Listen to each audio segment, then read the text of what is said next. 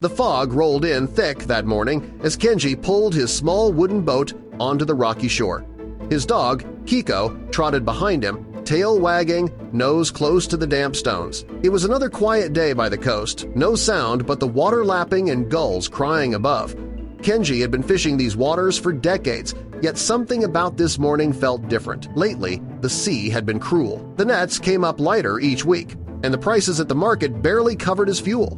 Still, Kenji came every dawn out of habit, or maybe stubbornness. He believed the ocean always gave back to those who respected it. As he scanned the beach for driftwood, something round and dark caught his eye between the rocks. Before we start, smash the like button and make sure to subscribe if you haven't, and hit that notification bell so that you won't miss any new stories. At first, he thought it was a boulder, half sunk into the wet sand, but as he got closer, he noticed its smooth, curved surface. It wasn't like any rock formation he'd seen before. The thing was enormous, easily the size of a small boat, and its shape reminded him of a clam shell, though no clam on Earth could ever be this big. Kenji crouched beside it, brushing away the sand with his gloved hands. The surface was rough, streaked with salt and barnacles, as though it had been sitting there for decades. When he knocked on it with his knuckles, it made a hollow, metallic sound.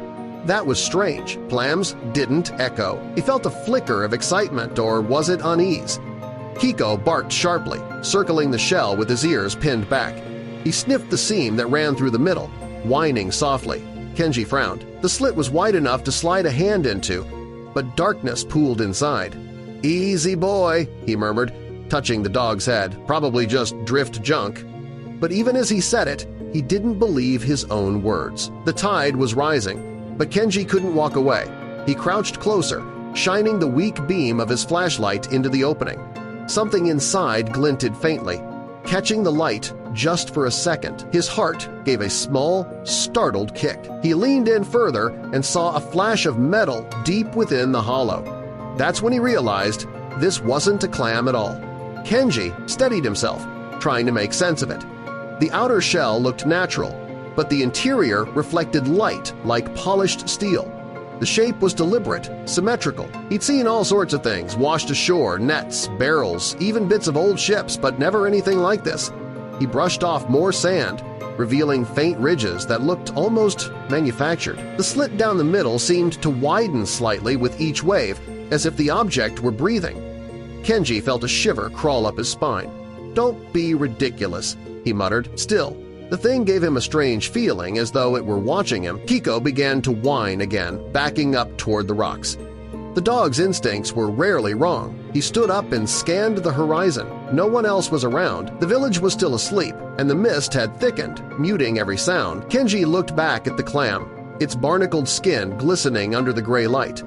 For the first time in years, he felt a childlike curiosity stirring inside him. What could possibly be inside something like that? He reached into his bag for a small hammer, tapping lightly along the shell. The sound was hollow but deep, like knocking on a large metal drum. A faint echo came from within. Something was definitely inside. The tide lapped higher against his boots, urging him to move quickly. He crouched low again, flashlight steady, and peered deeper into the slit. There it was again, the glimmer, not random this time, but fixed, a reflection. He angled the flashlight to get a better look. For a moment, he thought he saw a corner, something square, maybe? His pulse quickened. Whatever this was, it wasn't from nature. Could be a container, he whispered. But who would hide a container inside a fake shell? Kenji stepped back, weighing his options. He could leave it, report it to the harbor office later. But what if someone else took credit for the discovery? He sighed, rubbing the back of his neck. Then he made up his mind. He'd get help. Turning toward the cliffs, he waved at two distant figures hauling nets nearby. "Come here," he shouted. "You need to see this." Two men trudged down the beach, both younger fishermen from the village. They stared wide-eyed at the object. "Looks like a clam. The gods forgot to stop feeding," one joked, trying to hide his unease. The other squatted beside it, tapping it with a knife handle. "That's no shell," he muttered. "Feels like iron under all that." They debated whether to report it or pry it open themselves. "If it's from a wreck, it might belong to the Navy," one said. "Or smugglers," the other added. Kenji remained quiet, his gaze fixed on the slit. Something about it felt deliberate, like someone wanted it to blend in. Maybe it had been hidden there on purpose, disguised to look harmless. They tried to wedge it open with a crowbar, but the shell held firm. Even after scraping away the barnacles, the seam barely moved. Whatever was inside had been sealed for a very long time. "Leave it," one of the men said. "Could be dangerous."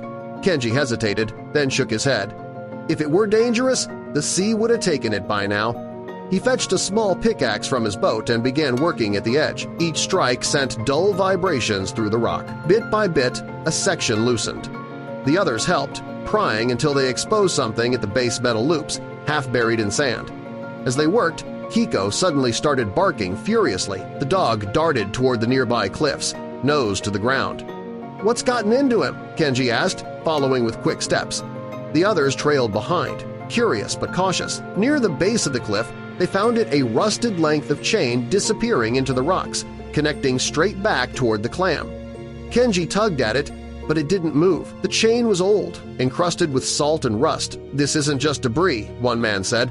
"Someone buried it here." Kenji's pulse quickened.